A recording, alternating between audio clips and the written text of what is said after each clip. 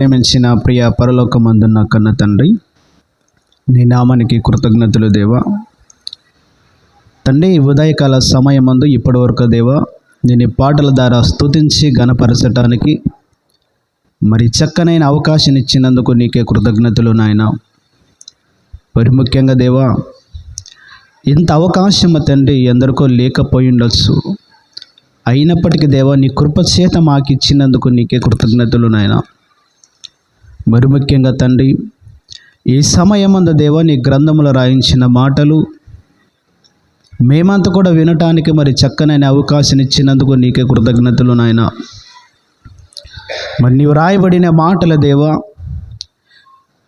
చెబుతున్న నాకు తండ్రి ఆత్మ సహాయంతో నీ బిడ్డలకి అర్థమయ్యేలాగాన వివరించే ధైర్యాన్ని, ఆత్మ సహాయాన్ని నాకు దయచే నాయన. మరి వింటున్న నీ బిడ్డల దేవా, నీ వాక్యాన్ని ఆలోచింప చేసుకొని హృదయంలో భద్రపరుచుకొని జీవితాన్ని సరిచేసుకొని నీ ఉండే మహాలోకాన్ని చేరే భాగాన్ని మాకు అందరికి దయచేయమని మా ప్రభు నీ ప్రియకుమారుడు యేసుక్రీస్తు నామాన్ని ప్రార్థన అడిగి వేడుకుంటున్నాను తండ్రి, ఆమేన్. క్రీస్తునందు ప్రియమైన దేవుని వారలారా, మరి తండ్రి అయిన దేవుడు మరి ఈ సమయాన్ని ఇచ్చినందుకు క్రీస్తునందు తండ్రి అయిన దేవునికి కృతజ్ఞతలు చెల్లిస్తున్నా. మరి ఈ సమయమన అయ్యగారు లేని పక్షాన మరి సభ ఉగ్రానికులు మరి ఈ ఒక ఆరాధన కూడిక మనమే నడుపుకొని పోవాలని వాళ్ళ ఆజ్ఞ మేరకు ఈ యొక్క ఆరాధన మనము నడుపుకోవటానికి దేవుడు చూపిన కృతజ్ఞతలు చెల్లిస్తున్నా. మరి కొద్ది సమయం అందు మన దేవుని మాటలు మనం అందరూ ఆసక్తి చూపి విందామండి. ఎందుకంటే సమయం చాలా అయింది. కేవలం 9 గంటలకే మనం ప్రారంభం అవుతుంది. మరి 10 గంటలకే మనం పాటలు ముగించుకోవాలి. కానీ సమయం ఇప్పుడు 10:40 అయింది. అందుకే సమయాన్ని మనం పాటించాలి. సమయాన్ని సరిగ్గా వస్తే వాక్యాన్ని వినటానికి కూడా మనకు అవకాశం ఉంటుంది. మీరందరూ కూడా సమయాన్ని పాటించాలని మనవి చేసుకుంటున్నాను. మరి ఇప్పుడు వాక్యం భాగంలోనికి మనం అందరూ వెళ్ళిపోదామండి. చదివిన వాక్య పట్టణం మనకు అందరికి తెలుసు. పిల్లలు అందరూ శబ్దం చేస్తున్నారు. మరి ఎవరైనా పిల్లలు నిశ్శబ్దన పెడితే బాగుంటుంది. ఎందుకంటే అల్లరి ఉంటే మాత్రం దేవుని వాక్యం మనకు అర్థం కాదు. మీరందరూ కూడా మనసు పెట్టి దేవుని వాక్యాన్ని వినాలని మనవి చేసుకుంటున్నా. మరి వాక్య పట్టణ చదివిన ప్రకారము, నేను అబ్రాహాము దేవుడును, ఇసాకు దేవుడును, యాకోబు దేవుడును అని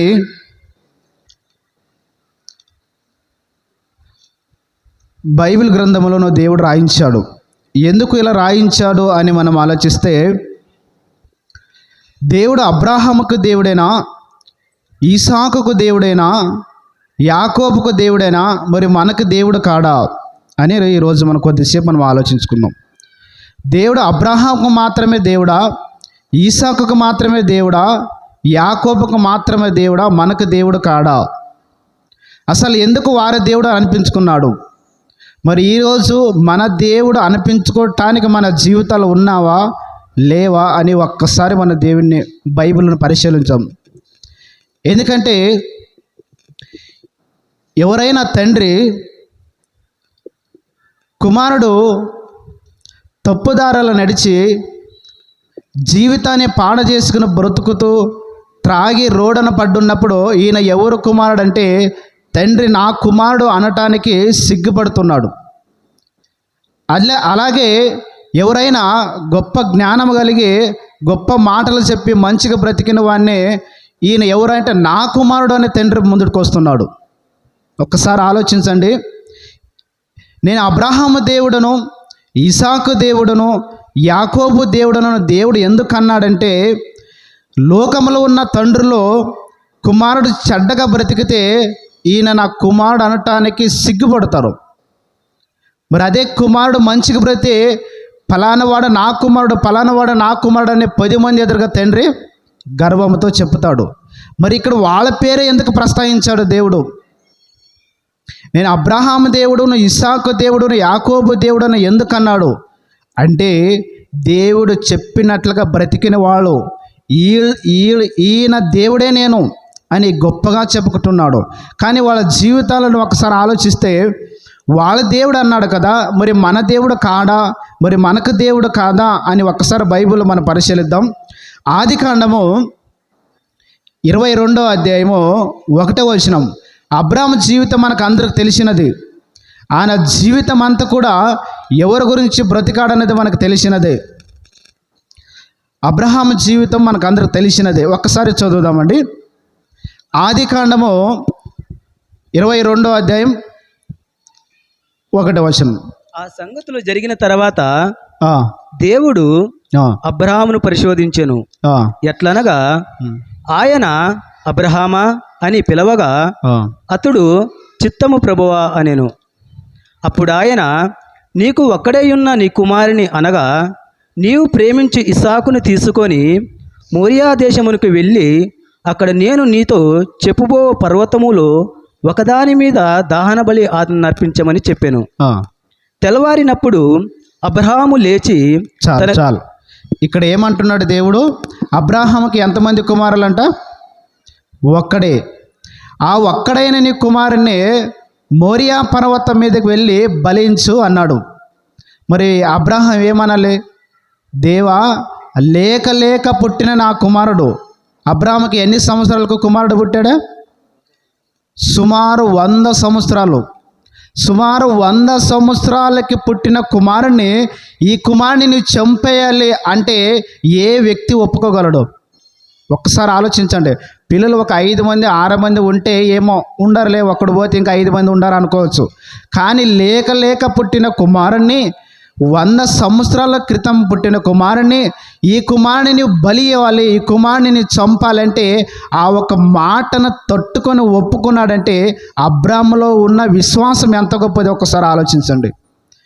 దేవుడు అన్న మాటకు సరే ప్రభువా, నీవు అన్నట్లు నా కుమారుణ్ణి బలిస్తా, చంపేస్తాను ఒకే మాటగా ఒప్పుకున్నాడు. అంటే అటువంటి విశ్వాసము కలిగిన అబ్రహాము జీవితాన్ని చూసి దేవుడు ఈయనే, ఈ అబ్రహాము దేవుడనే నేను అని సిగ్గుపడి లేకుండా దేవుడు చెప్పినట్లుగా మనకు కనపడుతుంది. అదే ప్రకారం ఈసాకు గురించి మనం చూస్తే ఆయన జీవితంలో ఎక్కడ ఒక్క తప్పు చేసినట్లుగా మనకు కనపడదు. ఈసాకు జీవితము చాలా గొప్పది. ఆయన ఏ పాపము చేయకుండా బ్రతికిన వ్యక్తి ఈసాకు. ఆయన బలి అర్పించడానికి వెళ్ళినప్పుడు, ఆయన చిన్నతనంలో ఉన్నప్పుడు ఆయన ఎలా మాట్లాడుతున్నాడో ఒక మాట మనం చూస్తే 7వ వచనం. ఈసాకు గురించి చిన్నతనం ఉన్నప్పుడే ఆయన దేవుని పట్ల, తండ్రి పట్ల ఎలా ప్రవర్తించాడు అన్నది బైబిల్లో మనం చూస్తే 7వ వచనం చదువు. వారిద్దరూ కూడి వెళ్ళుచుండగా ఇస్సాకు తన తండ్రి అయిన అబ్రహాముతో నా తండ్రి అని పిలిచెను. అందుకతడు ఏమి నా కుమారుడా అనెను. అప్పుడు అతడు నిప్పును కట్టెలను ఉన్నవి గాని దహన బలి గొర్రె పిల్ల ఏది అని అడిగగా, అంటే అంతవరకు ఆ కుమారునికి తెలీదు. ఏమి తెలీదు? నా తండ్రి నన్ను చంపుతాడనే విషయం ఆయనకు తెలియదు. అప్పుడు ఏమంటాడు ఇసాకు? తండ్రి, ఇక్కడ కట్టెలు ఉన్నవి, ఇక్కడ బలి ఉండి సిద్ధమై ఉన్నది, ఇక్కడ బలిపీఠం ఉన్నది, కానీ గొర్రెపిల్ల ఎక్కడ అంటున్నాడంటే అప్పుడు ఇసాక్ గారికి ఏమి తెలీదు. అంటే తండ్రి ఏమి చెప్పినా ఆ పని చేస్తున్నాడు. నన్ను ఎక్కడికి తీసుకెళ్తున్నావో, నేను వచ్చాకను, నేను రాను అనలేదు ఇసాకు. తండ్రి చెప్పిన మాటకు మన్నతించి ఆయన వెళుతున్నాడు. చదువు. తండ్రి అయిన అబ్రహాముతో నా తండ్రి అని పిలిచిన. అందుకు అతడు ఏమి నా కుమారుడా నేను. అప్పుడు నిప్పులు కట్టెలు ఉన్నవి గాని దహన బలి గొర్రెపిల్లి ఏది అని అడగగా, అబ్రహాము నా కుమారుడా, దేవుడే దహన బలి గొర్రెపిల్లను చూచుకొనినని చెప్పాను. చాలు. ఇక్కడ కట్టెలు ఉన్నవి, అక్కడ చేస్తున్న బలి సిద్ధం అంతా ఉన్నది, కానీ గొర్రెపిల్ల లేదు కదా తండ్రి అన్నప్పుడు, నా కుమారుడా, అది దేవుడే చూసుకుంటాడు అని తండ్రి కుమారునికి చెబుతూ ఉంటాడు. కానీ తండ్రికి మాత్రం తెలుసు నా కుమారుణ్ణి చంపుతానని, కానీ కుమారుడికి తెలియదు నా నాన్న నన్ను చంపుతాడని. అయినప్పటికీ తండ్రి చెప్పిన మాట మీరుకోకుండా వెళ్ళాడు. అక్కడ చదువు పట్ల ముందుకు. అలాగూ వారిద్దరు కూడి వెళ్ళి దేవుడు అతనితో చెప్పిన చోటికి వచ్చినప్పుడు అబ్రహాము అక్కడ బలిపీఠము కట్టి కట్టెలు చక్కగా పేర్చి తన కుమారుడికి ఇస్సాకును బంధించి ఆ పీఠము పైన కట్టెల మీద ఉంచెను. చాలు. ఇక్కడ ఏం చేశాడంట తండ్రి ఇక్కడ ఏం చేశాడంట? ఆ కుమారుని పట్టుకున్నాడంట, చేతులు కట్టేశాడంట, కాళ్ళ కట్టేశాడంట. మరి మనమాతే తండ్రి మరి గొర్రె పిల్ల ఉన్నది, మరి దేవుడు ఇస్తానన్నాడు కదా, మరి నా చేతులు ఎందుకు కట్టేస్తున్నావు, నా కాళ్ళు ఎందుకు కట్టేస్తున్నావు అని ఒక్క మాట కూడా అనలేదు. ఎవరు? ఈసాక్ గారు. మరి చేతులు కాళ్ళు కొట్టి ఆ ఒక్క బలి మీద అగ్ని దాని మీద పెట్టినప్పుడు కూడా ఇస్సాక్ గారు ఒక్క మాట అనలేదు. అంటే తండ్రి చెప్పిన మాటకు బలైనా సరే ఈసాక్ గారు ఇక్కడ ఒప్పుకున్నట్లుగా మనకు కనపడుతుంది. అబ్రహాము దేవుని మాటకి కుమారుని బలి ఇచ్చటానికి ఒప్పుకున్నాడు. ఈసాక్ కూడా తండ్రి మాట ఒప్పుకొని చనిపోవటానికి కూడా సిద్ధమయ్యాడు. ఒక్కసారి ఆలోచించండి, వాళ్ళ జీవితాలను బట్టి ఆలోచిస్తే అందుకే దేవుడు అనుకున్నాడమే, నేను అబ్రహాం దేవుడను, నేను ఈసాకు దేవుడను. యాకోబు జీవితం కూడా చూస్తే ఆయన కూడా దేవుడు చెప్పినట్లుగా బ్రతికిన వాడు. తల్లి గర్భములో ఉన్నప్పుడు మనకు తెలుసు కదా, ఈసాక్ గారికి కవుల పిల్లలు పుడతారు. ఎవరికి? రెబికా. ఆమెకి గర్భములు ఉన్నప్పుడు ఇద్దరు ఉంటారు. ఎవరెవరు?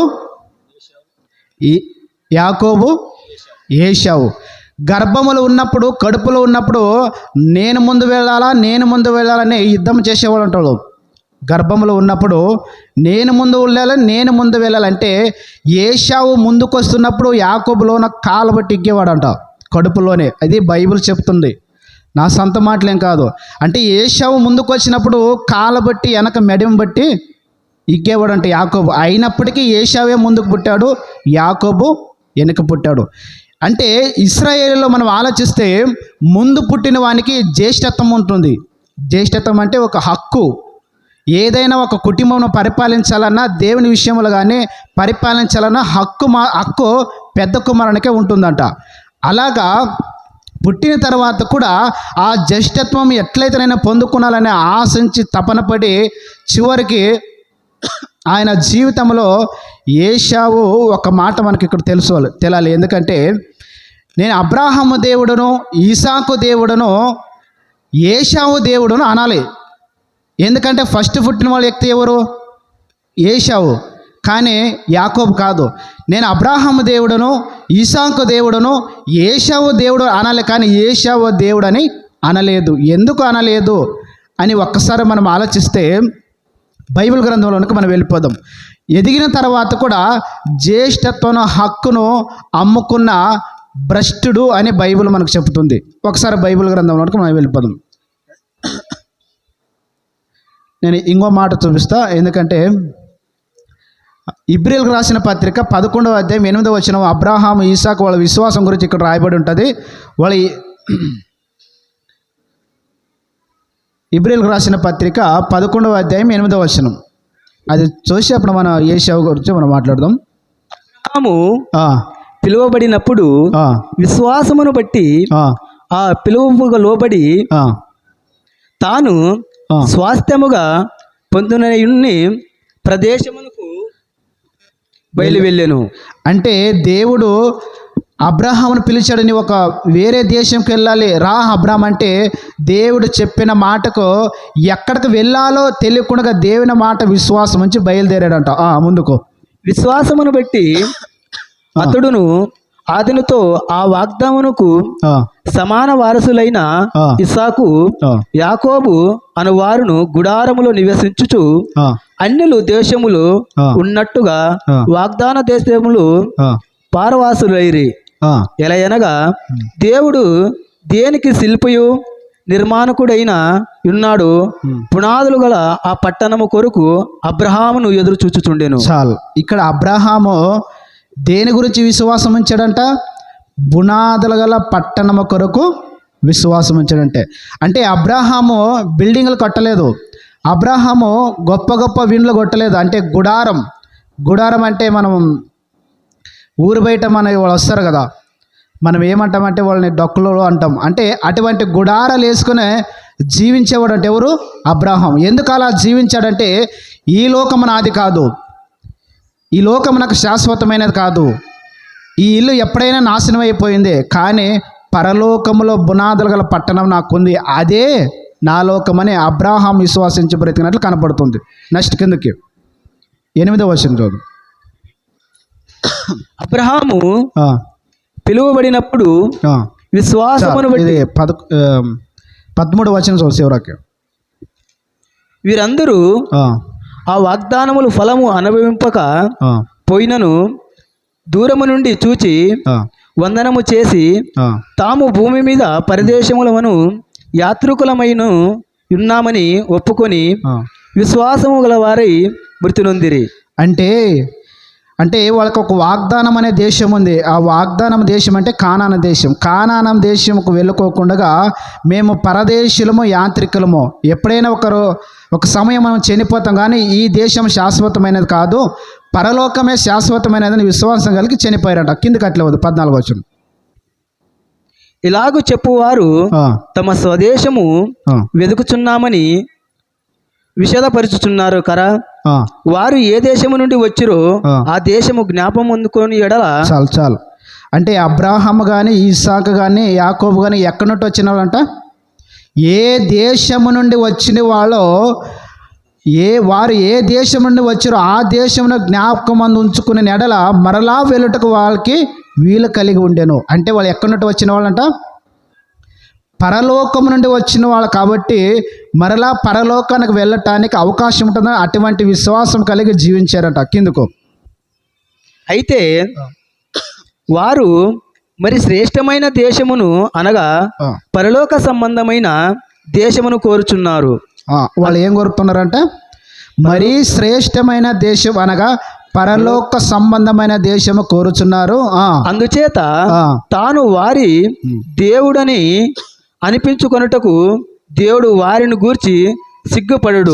చాలు. ఏమంటాడు దేవుడు ఇక్కడ? అబ్రహాము, ఈసాకు, యాకోబు అనేవారు పరలోక సంబంధమైన దేశం గురించి ఎదురు చూసి ఆలోచిస్తున్నారు, కాబట్టి అందుచేత దేవుడు సిగ్గుపడడంట. ఎందుకు సిగ్గుపడడు?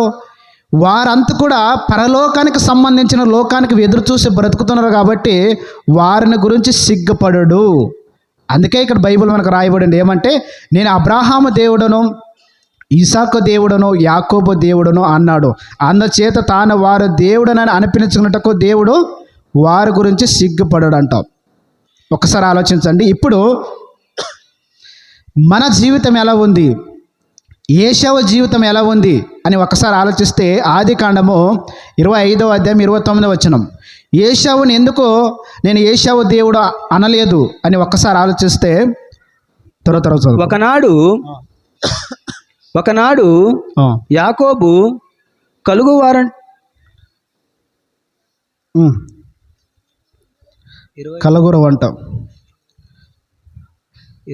కలుగుర వంటకము వండుకొనుచుండగా ఏశావు అలసిన వాడై పొలములో నుండి వచ్చి, నేను అలసియున్నాను, ఆ ఎర్రగా నున్న దానిలో కొంచెము దయచేసి నాకు పెట్టమని అడిగాను.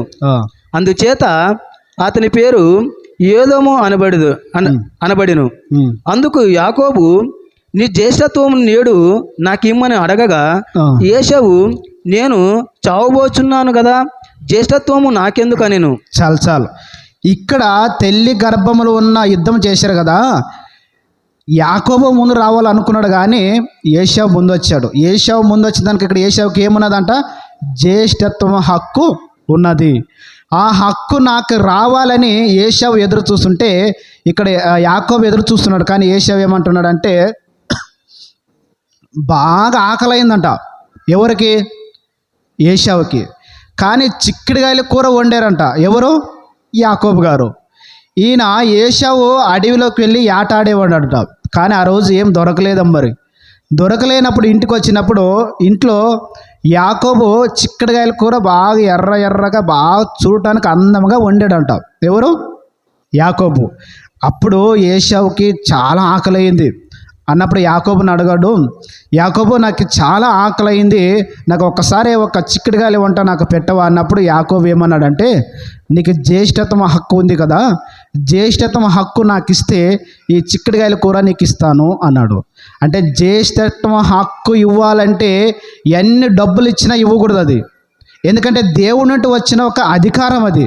కానీ ఏశావు ఈ జ్యేష్ఠత్వం హక్కు నాకొద్దు, నాకు చిక్కుడుకాయలు అంటే కావాలి అని ఒక్క పూట కొరకు అని బైబిల్ రాయబడింది. అది కూడా మనం చూద్దాం. హెబ్రీయులకు రాసిన పత్రిక 12వ అధ్యాయం 16వ వచనం. హెబ్రీయులకు రాసిన పత్రిక 12వ అధ్యాయం 16వ వచనం చదువు. ఒక పూట కూటి కొరకు తన జ్యేష్ఠత్వపు హక్కును అమ్మివేసిన ఏశావు వంటి భ్రష్టుడైన. చాలా ఏమంటే ఎన్ని పూట్లంట? ఒక పూటి కొరకు జ్యేష్ఠత్వం హక్కును అమ్ముకున్న ఏశావు వంటి భ్రష్టుడు ఉండరాదు అంటాడు. అంటే పరలోక సంబంధించిన విషయాలను, పరలోక భూలోకం మీదను జ్యేష్ఠత్వం హక్కును అమ్ముకున్నాక భ్రష్టుడు ఏశావు అంటున్నాడు. అంటే ఆ ఒక్క జ్యేష్ఠత్వం హక్కును చేర్చుకోవడానికి యాకోబు ఎంతో ఆశపడ్డాడు. కానీ ఆ వచ్చిన అవకాశాన్ని ఏశావు ఏం చేశాడంటే వ్యర్థపరిచాడు. అందుకే దేవుడు ఏమంటున్నాడు చదువు ఇది ఒకసారి. 12:6 ఇబ్రియా 12:6.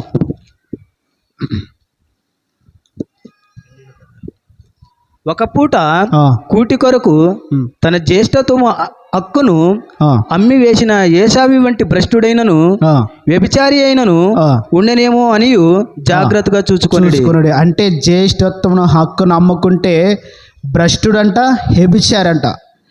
అంటే మనం అనుకుంటున్నాము దేవుని కొరకు బ్రతకకుండా, దేవుడుండే లోకానికి వెళ్ళకుండా ఈ లోకంలో బ్రతికితే ఏశావుని ఒక్కసారి చూడండి అంటున్నాడు. ఇప్పుడు ఆలోచిద్దాము. నేను అబ్రహాము దేవుడును, ఇసాకు దేవుడును, ఏశావు దేవుడును అనాలి. ఎందుకు అనలేదు? ఏశావు ఎవరంట? ఒక్క పూటకి చిక్కడిగాల కూరని జ్యేష్ఠతను హక్కును అమ్ముకున్న భ్రష్టుడు. అంటే పరలోకానికి వెళ్ళాలి, పరలోకమే నా దేశం, పరలోకమే నాకు శాశ్వతమైన లోకం, నా పరలోకమైన తండ్రి ఉన్న లోకం, పరలోకం నేను వెళ్ళాలనే యొక్క విశ్వాసం లేకున్నా బ్రతికిన ఏశావు భ్రష్టుడు. అందుకే నేను ఏశావు దేవుడనని తండ్రి అనలేదు, నేను అబ్రహాము దేవుడను, ఇసాకు దేవుడను, యాకోబు దేవుడని అన్నాడు తప్ప ఏశావు దేవుడని అనలేదు. ఇప్పుడు మన జీవితాన్ని ఆలోచించండి. మరి అబ్రహాము, ఈసాకు, యాకోబులు బ్రతుకుతున్నామా, ఏశావులా బ్రతుకుతున్నామో ఒక్కసారి ఆలోచించండి. ఇదంతా కూడా వాళ్ళకి కాదు, ఎవరికి రాయబడే మాటలు? మనకి. యుగాంతమందున్న మనకి బుద్ధి కలుగుటకు ఈ మాటలు రాయబడ్డావంట. ఇప్పుడు ఆలోచించండి, మన జీవితం అబ్రహాంలాగా, ఇసాకులాగా, యాకోబులాగా బ్రతుకుతున్నామా, కేవలం ఏశావులాగా బ్రతుకుతున్నామా? ఒక్కసారి ఆలోచించండి. ఎవరిలాగా బ్రతుకుతున్నాం మనము? ఏశావా, అబ్రహామా, ఇసాకా, యాకోబా? ఒక్కసారి పరిశీలిస్తే మన బ్రతుకులన్నీ కూడా ఏశావే కనపడతాడు. అవునా లేదా? మన బ్రతుకులన్నీ కూడా ఏశావే కనపడతాడు తప్ప అబ్రహాం కనపడడు, యాకోబు కనపడడు, ఇసాక్ కనపడడు. ఇప్పుడు మన దేవుడు అనటానికి ఇక్కడ కూర్చున్న వాళ్ళందరూ కూడా నా బిడ్డలే, నేను వారి దేవుడు అనటానికి దేవుడు అంటాడంటారా? మనకి పరలోకం అనేది ఎక్కడున్నదో తెలీదు. పరలోకము వెళ్ళాలనేది విశ్వాసమే మనలో లేదు. ఈరోజు ఆదివారం ఆరాధన జరుగుతుందంటే 1,000 రూపాయల పని ఏదైనా ఉండదంటే ఆరాధన వదిలేసి విడిచిపెట్టి వెళ్ళేవాళ్ళం మన బ్రతుకు. ఆ రోజు ఏశావు ఒక్క పూట కొరకు జ్యేష్ఠత్వం అమ్ముకున్నాడు. ఈరోజు 1,000 రూపాయలు వస్తుందంటే ఆరాధనే ఎగరగొట్టి వెళ్ళేవాళ్ళం మనము. మరి మనకు పరలోకం వస్తుంది? ఒకసారి ఆలోచించండి. బైబిల్ చెబుతుంది ఏమనంటే, ఫిలిప్పీయులకు రాసిన పత్రిక 3వ అధ్యాయం 18వ వచనము, మనం దేని గురించి బ్రతుకుతామంటే పరలోక సంబంధమైన జీవితాలలో మనలో కనపడవు. మనం దేని గురించి బ్రతుకుతున్నామంటే ఒకసారి ఆలోచించండి. చదవబా. అనేకులు క్రీస్తు సిలువకు శత్రువులుగా నడుచుకొనుచున్నారు. వీరిని గూర్చి మీతో అనేక పార్యాములు చెప్పి ఇప్పుడును ఏడ్చుచు చెప్పుచున్నాను, నాశనమే వారి అంతము, వారి కడుపు వారి దేవుడు. చాలు. ఇక్కడ ఏమని రాయబడిందంటే అనేకులు దేవునికి శత్రువులుగా బ్రతుకుతున్నారు. వాళ్ళు ఏమంటే నాశనమే వారంతం, వారి కడుపే వారి దేవుడు అంటే మన కడుపు నిండితే చాలు. దేవుడు కనపడడు మనకి, కడుపు నిండితే చాలు, ఇదే దేవుడు అంటాం మనం. ఆ రోజు చిక్కుడుగాల కూరకు కడుపు నిండితే చాలని ఏశావు దేవుని మరిచాడు. ఈరోజు మన బ్రతుకులు కూడా చిక్కుడుగాయలు ఈరోజు మన బ్రతుకులు కూడా బ్రతకడానికి మనం ప్రయాసపడుతున్నాం, కష్టపడటానికి మనం ప్రయాసపడుతున్నాం. కానీ దేవుడిండే లోకాన్ని చేరాలనే ఆశ మనలో లేదు. దేవుని ఎందుకు నమ్ముకున్నావు అంటే మనం అంటున్నాము, నాకు రోగం బాగా కావాలంటే దేవుని నమ్ముకున్నాను, నాకు ఉన్న సమస్యలు తీరాలి కాబట్టి దేవుని నమ్ముకున్నాం అంటమే తప్ప బైబిల్ ఏం చెబుతుందంటే నేను దేవుని ఎందుకు నమ్ముకున్నానంటే పరలోకాన్ని వెళ్ళాలని నమ్ముకున్నానని చాలామంది అనరు. ఎందుకంటే మనకున్న రోగాలు కానీ మనకున్న సమస్యలు కానీ దేవుడు తీరుస్తాడు, లేదనక లేదు. కానీ కేవలం దీని గురించే నమ్ముతాం, కేవలం శరీరం గురించే నమ్మితే మాత్రం పరలోకాన్ని వెళ్ళటానికి మనకి అవకాశం ఉండదు. అబ్రహాం కానీ ఈసాక్ కానీ యాకోబు కానీ పరలోకం వెళ్ళాలని నమ్మారు వాళ్ళు. కానీ ఈరోజు మనము ఈ లోకములో ఉన్న ఆస్తుల గురించి కానీ, ఈ లోకములో ఉన్న సంపదల గురించి కానీ, ఈ లోకములో ఉన్న రోగాల గురించి కానీ, సమస్యల గురించి కానీ దేవుని నమ్ముతున్నాం. అలా దేవుని నమ్మితే పరలోకానికి వెళ్ళటానికి అసాధ్యం. ఎందుకంటే సమస్యలు వచ్చినప్పుడు దేవుని అడుకోకూడదా, రోగం వచ్చినప్పుడు దేవునికి అడుకోకూడదా అనేది విషయం కాదు. అడగాలి. మనకున్న సమస్యలను దేవుడు తీరుస్తాడు, మనకున్న రోగాలను కూడా దేవుడు తీరుస్తాడు. అసలు శిశులైన జీవితాన్ని మరిచిపోయి నమ్ముతున్నాం. అది ఇక్కడ పొరపాటు జరుగుతుంది. ఒక మాట చూద్దాం బైబిల్లోనే. కొరింథీయులకు రాసిన మొదటి పత్రిక 15వ అధ్యాయం 19వ వచనము. అక్కడ ఏమని చెబుతుందంటే కేవలం శరీరం గురించే కానీ, కేవలం ఈ లోకంలో ఉన్న ఆశల గురించే కానీ నమ్మితే మనము ఎటువంటి వాళ్ళము అని బైబిల్ మనకు చెబుతుంది. చదవప్ప. ఈ జీవిత కాలముట్టకే మనం క్రీస్తునందు నిరీక్షించే వారమైన ఎడల మనుషులందరికంటే దౌర్భాగ్యులమై ఉందుము. చాలు. కేవలం ఈ లోకము గురించి కానీ ఈ జీవితం గురించి కానీ దేవుడా దేవుడా దేవుడా అని నమ్మితే మనుషులందరికంటే దౌర్భాగ్యులంట. అంటే మనం ఎట్లా నమ్మాలి? బైబిల్ చెబుతుంది. యెహోవా రాసిన సువార్త 3:16 తీయనక్కర్లేదు. అక్కడ ఏమంటుండంటే కుమారుని యందు విశ్వాసం ఉంచిన వాడు నిత్య జీవానికి బాధ్యస్తుడు. అంటే యేసు ప్రభువును మనం ఎందుకు నమ్మాలంటే నిత్య జీవం అనేది ఒకటి ఉంది, పరలోకం ఉంది. ఆ పరలోకానికి వెళ్ళాలని యేసు ప్రభువుని నమ్మాలట. కేవలం ఏశావు లాంటి ఈ ఒక్క కూటి కొరకు నమ్మితే మన బ్రతుకులు కూడా ఈరోజు అలాగన ఉంటే నేను అబ్రహాము దేవుడును, యాకోబు దేవుడును, ఈసాకు దేవుడని అంటాడే తప్ప మన దేవుడు అనడు. ఒక్కసారి ఆలోచించండి. మనం పాఠం పేరేమంటే నేను అబ్రహాము దేవుడును, ఈసాకు దేవుడును, యాకోబు దేవుడు మన దేవుడు కాదా అన్నాను. మరి ఇప్పుడు ఆలోచించండి. ఏశావు లాంటి బ్రతుకు మనలో ఉంటే దేవుడు మన దేవుడు కానే కాదు. మనం అనుకుంటున్నాము చర్చికి వెళ్తున్నాము, దేవుని పాటలు పాడుతున్నాం, ప్రార్థన చేస్తున్నాము అనుకుంటున్నాము. కానీ విశ్వాసం లేకపోతే, అంటే పరలోకానికి వెళ్ళాలని విశ్వాసం లేకపోతే అస్సలు ఆయన పిల్లలు మనం కానే కాదు. ఒక్కసారి ఆలోచించండి. చనిపోయిన తర్వాత పరలోకం ఉంది, తప్పు చేస్తే చనిపోయిన తర్వాత నరకం ఉందని భయం భక్తి కలిగి బ్రతికితేనే ఆయన పిల్లలు అవటానికి అవకాశం ఉంటుంది తప్ప మనం భయం లేకుండా భక్తి లేకుండా మన ఇష్టానుసారంగా జీవించి ఈ లోకమే శాశ్వతము, చనిపోయిన తర్వాత ఏమీ లేదు, ఎవరైనా చనిపోయి చూసి వచ్చారా, ఎవరైనా చెప్పారా అని ఇటువంటి మాటలు మనం అంటే మాత్రము మనము దేవుని పిల్లలు కానే కాదు. ఒకసారి ఆలోచించండి. మరి ఏశావు లాంటి బ్రతుకు మనలో ఉంటే మాత్రము ఆయన పిల్లలు మనము కానే కాదు. మరి దేవుని నమ్మి మారుమనసు పొంది మరలా పాపము చేసి పాపము మాయలో పడిపోతున్నామా? కానీ మనకి ఆయన దేవుడు కానే కాదు. ఆయన ఉండే లోకం మనకి రానే రాదు. ఒక్కసారి ఆలోచించండి. దేవుని మాటలు మనకు ఎంతో విలువైనవి మనకు చెబుతున్నప్పటికీ దేవుని మాటలు వింటూ పాపం చేస్తే మాత్రము ఘోరమైన శిక్షకు మనము వెళ్ళిపోతాం. తెలియక తప్పు చేస్తే క్షమిస్తాడు, కానీ తెలిసి తప్పు చేస్తే మాత్రము క్షమాపణ ఉండదు. ఒక్కసారి ఆలోచించండి. నేను మారుమనసు పొందాను, బాప్తిసం పొందాను అని చెప్పుకుంటూ మనకన్నా దగ్గర పాపం చేసి బ్రతికే వాళ్ళు ఎంతోమంది మనకు కనపడతారు. కానీ దేవుడు హెచ్చరిస్తున్నాడు, ఇప్పుడైనా మారు. కానీ మన మరణం ఎప్పుడొస్తుందో మనకు తెలియదు. మరణము దాకలోపే మారితేనే సరే, లేకపోతే తెలిసి తెలిసి తప్పు చేస్తే ఘోరమైన శిక్షలోకి మనం వెళ్ళిపోతాం. ప్రియులారా, ఒక్కసారి ఆలోచించండి. నేను అబ్రాహాము దేవుడను, ఇసాకు దేవుడను, యాకోబు దేవుడను, అటువంటి పిలుపు మనకు రావాలంటే ఈ కొద్ది జీవితంలో ఈ లోకంలో ఉన్న ఆశలకు పడిపోకుండా, ఈ లోకంలో ఉన్న పాపం పడిపోకుండా విశ్వాసం కలిగి చనిపోయిన తర్వాత పరలోకం ఉంది, ఆ పరలోకము చేరాలని విశ్వాసం కలిగి బ్రతికితేనే ఆయన పిల్లలు అవటానికి మనకి అవకాశం ఉంటుంది. ఈ మాటలన్నీ కూడా మీరు మనసులో ఉంచుకొని, ఈ మాటలన్నీ మర్చిపోకుండా మనసులో పెట్టుకొని బ్రతికి మనం అందరూ కూడా అబ్రాహాము దేవుడు, ఇసాకు దేవుడు, యాకోబు దేవుడు అని మనం అనిపించుకోలేక బ్రతకాలి తప్ప ఏషావు లాంటి బ్రతికి దేవుని పిల్లలు కాక సాతాను పిల్లలై నరకానికి వెళ్ళకూడదని దేవుడు ఈరోజు మనకి పాఠాన్ని వినిపించాడు. మరి ఇప్పుడైనా మారి భయభక్తులుగా జీవించి మనం అందరూ ఆయన నుండి లోకానికి చేరాలని మనస్ఫూర్తి కొద్ది మాటలు చెబుతూ ఈ యొక్క అవకాశాన్ని అధ్యక్షులుగా అప్పగిస్తున్నాం.